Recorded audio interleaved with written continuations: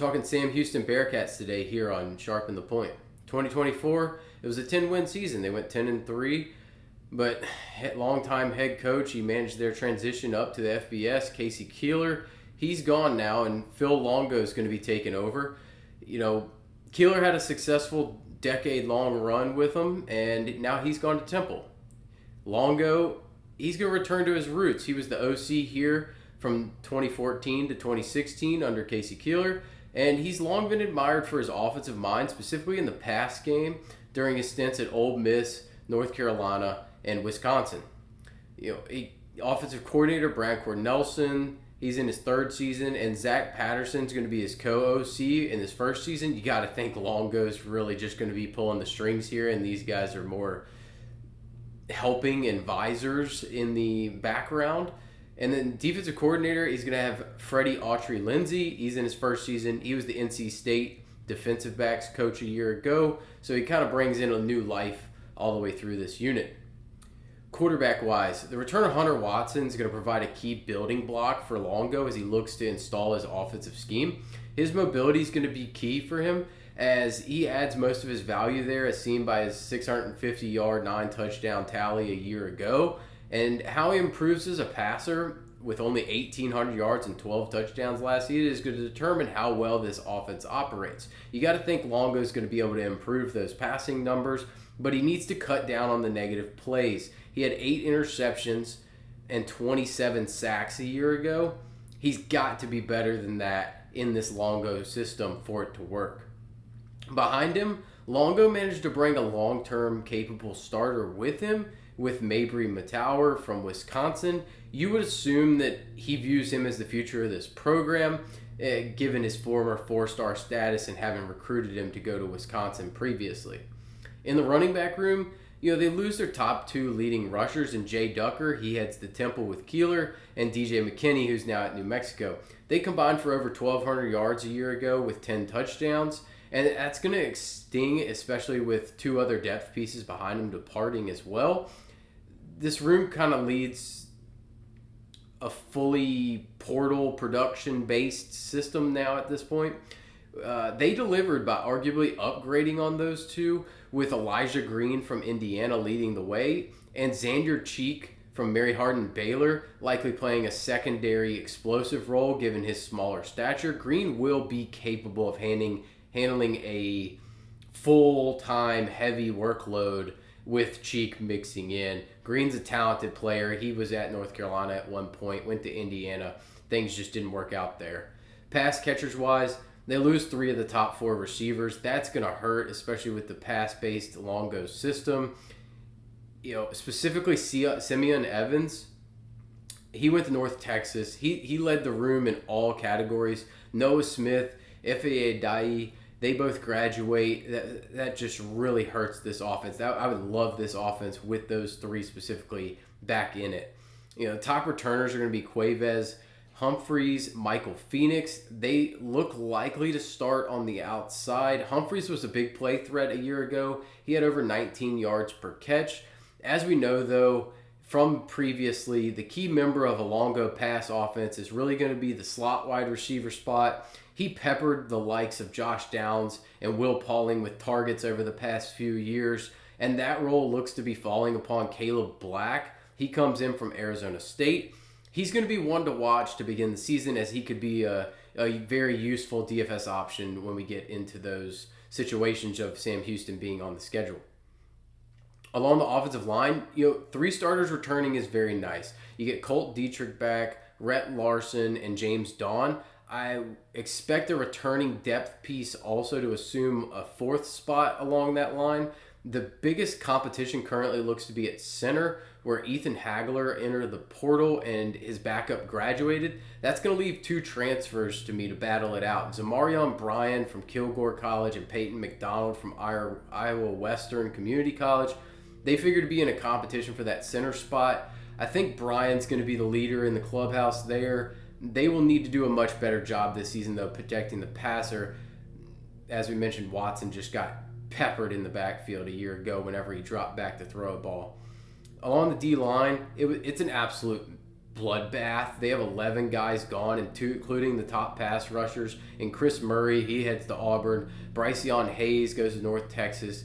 Keelan Cox of Wyoming, he's going to need to fill in one of those pass rusher spots and produce right away.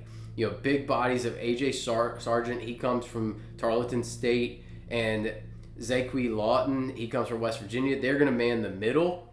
Outside of those three, though, those three inbound transfers, it's really anyone's guess who's going to see the field here. And it's very likely to change by the time the season rolls around, given the number of questions provided. I think they're still shopping in the portal heavily to upgrade this defensive line. Linebacker spots, all three starters are gone. Notably, two of their top tacklers, Kavion Gaither and Trey Fields, they played key roles a year ago. They're gone. With all the losses at the top of the depth chart, the depth behind them is gone as well, and that's making this a very thin unit. They're looking at C.J. Johnson to fill the middle and hoping that Antavius Fish can replicate some of the numbers he was able to put up at Akron in that unit as well. On the defensive back side, outside of Iman Allen at corner, nobody who played significant snaps a year ago remains. The two most important of those losses are going to be the pairing of Caleb Weaver. He goes to Duke. Isaiah Cash, he was really good. He goes to Virginia Tech. They were consistent playmakers on the back end of that defense.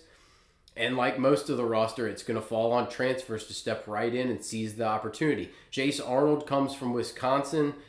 Longo liked him. He brought him in. He should man the other spot at corner opposite of Allen, with Alonzo Edwards from Texas State playing the nickel. And the ever-important safety spots are going to be covered by Trey Harris from Cornell and Cecil Powell, who comes over from Troy. The defense was absolutely destroyed from what it was a year ago, leading the conference in scoring defense and second in total defense. It could be a massive fall from grace, and expecting anything close to the levels that they had a year ago is just not responsible for anybody to do. Looking at the schedule and outlook for this season, they're not playing games at their home stadium, and that's going to create an atmosphere issue to me at Shell Energy Stadium, which is a pro soccer facility. We kind of saw this with Kansas a year ago. They really struggled not being able to play games at home. It's very difficult. It takes the team basically feels like they're playing on the road constantly. They go to Western Kentucky to lead this thing off. This is two teams with a lot of turnover. I'm just fully leaning on the offense and the coaching staff that I have more confidence in right now, and that's Western Kentucky. I think this is a loss. It's just a tough look, right? UNLV, it's two new coaches, Dan Mullen, Haj Malik Williams. They're going to win this thing. That's a tough spot. I don't feel good there either. Then they go to Hawaii. That's an interesting game. I think it's more of a coin flip. But similar to Western Kentucky, Hawaii's going to be able to put up points. I'm just so nervous about this defense. I will slightly lean Hawaii. Get your app ready to watch this thing at 1 a.m. It's going to be a blast, though. At Texas, just take the paycheck and run. Hopefully you have a running fourth quarter. Texas is going to be a juggernaut this year. At least you get to see Arch Manning, though. At New Mexico State, that's a win. I feel good about that. This team's just better. I feel good there. That they finally, you're going to get one on the board here. Jacksonville State, it's two teams with complete turnover on players and coaches. They were good teams a year ago. It was a heck of a game last year. If we see that again, it'll be interesting. Coin flip, you just don't know what to expect out of those two teams.